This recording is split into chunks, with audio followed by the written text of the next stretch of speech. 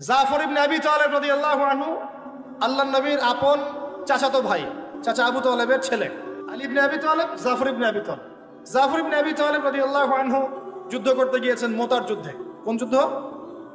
আল্লাহর নবী তিনজনকে সেনাপতি বানালেন, যায়েদ ইবনে হারেসা, আব্দুল্লাহ বিন রাওয়াহা এবং জাফর ইবনে আবি তালেব।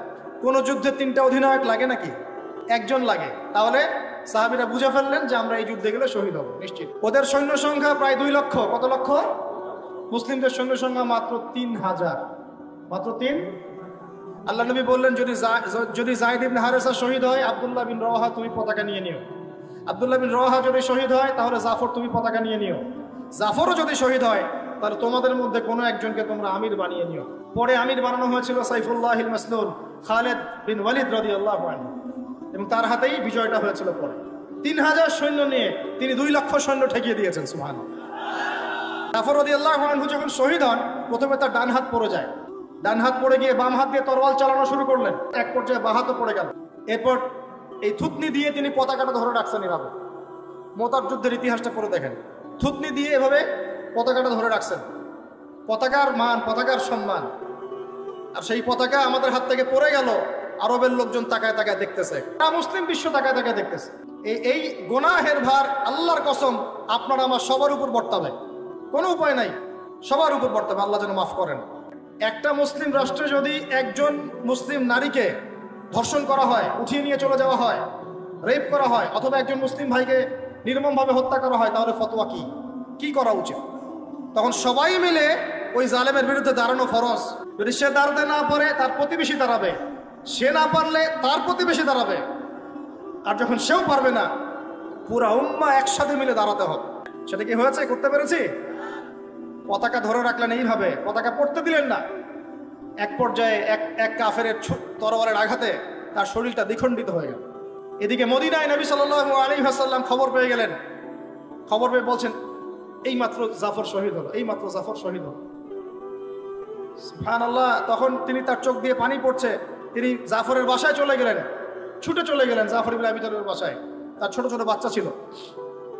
আপনার আমার বাচ্চা নাই? ছোট ছোট বাচ্চা, তাদেরকে বুকে জড়িয়ে কান্নাকাটি করছেন। সাহাবীরা বলছেন, ইয়া রাসূলুল্লাহ, আপনি আল্লাহর রাসূল হয়ে কান্নাকাটি করছেন? নবীজি বলে, এটা আল্লাহর রহমত, এটা আল্লাহর রহমত। যে কাঁদতে পারে না তার মন তো পাশা। জাফর শহীদ হয়ে গিয়েছে। তারপরে তিনি হাসলেন, আমাদের নবী হেসে উঠলেন। সাহাবীরা বললেন যে, আপনি একটু আগে কাঁদলেন, এখন হেসে উঠলেন?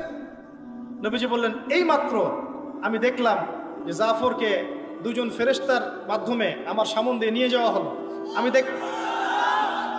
আমি দেখলাম জাফর জান্নাতে, তার দুই হাত, যে 2 কাটা হাত, এই 2 কাটা হাতের বদৌলতে আল্লাহ পাক তাকে জান্নাতে 2টা পাখা দিয়েছে। সে জান্নাতে উড়ে বেড়াচ্ছে, ফল খাচ্ছে। এই দৃশ্য দেখে আমি হেসে উঠি।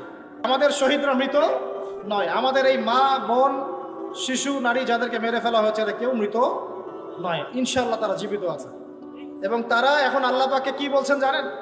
তারা আল্লাহকে বলছেন, আল্লাহ আমাদেরকে আরেকবার ফিরিয়ে দাও, আরো একবার এদের বিরুদ্ধে যুদ্ধ করে যেন শহীদ হয়ে আসতে। এখন অবস্থা একটু বোঝেন। পুরো বিশ্বে এরা শক্তিশালী। শক্তিশালী কি না?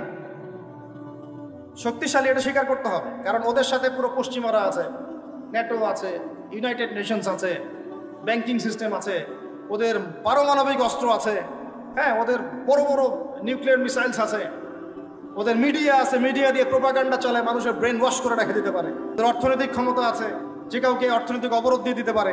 বললো যে তোমাদের স্যাংশন দিয়ে দিব, যে বললো না কয়দিন আগে আমাদেরকে, কি দিব? স্যাংশন। মানে ওটা হচ্ছে বাপের সম্পত্তি, যখন চায় যাকে ইচ্ছা দিয়ে দেয়। মানে স্যাংশন মানে কি? আপনার টাকার মানটা কমায় দিবে, একদম ফেলে দিবে। মানে আপনার 1 বোতল পানি কিনতে তখন দেখা যাবে যে 300 টাকা লাগছে, এখন 20 টাকা লাগছে, তখন লাগবে 300 টাকা। মানে হাহাকার অবস্থা। Sanction, economic sanction. তখন ইনফ্লেশন হয়। ইকোনমিক্সের ভাষায় ইনফ্লেশন মানে হচ্ছে কি বুঝেন? মানে এটা বলে মুদ্রাস্ফীতি। মানে আপনার টাকাটা ফুলে যায় এমন না। মুদ্রাস্ফীতি মানে টাকা স্ফীত হয়ে গেছে এমন না, মানে টাকার মানটা থাপাস করে পড়ে যায়। যেহেতু অর্থনৈতিক কন্ট্রোল তার কাছে, ব্যাংকিং সিস্টেম তার কাছে, এই কারণে ও চাইলে এটা করতে পারে। কিন্তু এত কিছুর পরেও এই বছর, এই 2023 সালে ওদের মুদ্রা ব্যবস্থাকে বুড়া আঙ্গুল দেখিয়ে আফগানি মুদ্রা হয়েছে সবচেয়ে সেরা। এটা কি জানেন? আর কিভাবে হয়েছে আপনার একটু ঘাটাঘাটি করে দেখেন। জাকাত দিয়েছে ওরা, কি করেছে? জাকাত দিয়েছে।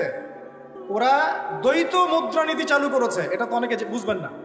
মানে আমাদের দেশে একক মুদ্রানীতি, ওরা দ্বৈত মুদ্রানীতি, মানে শুধু ডলারেই সবকিছু হয় না, ওখানে রুপিও কাজ করে, ইরানি রুপিও কাজ করে, পাকিস্তানের রুপিও কাজ করে। তার মানে একটা মুদ্রার একচ্ছত্ব অধিকার থাকে না, তখন এই অর্থনীতির মধ্যে একটা অন্যরকম ব্যালেন্স আসে। ওরা অনেক স্মার্ট। আপনারা যে মোল্লাদের দৌড় মসজিদ পর্যন্ত বলেন, এই ভাইরা অনেক স্মার্ট। আল্লাহ পাক তাদেরকে আরো শক্তিশালী করুন, দোয়া করুন।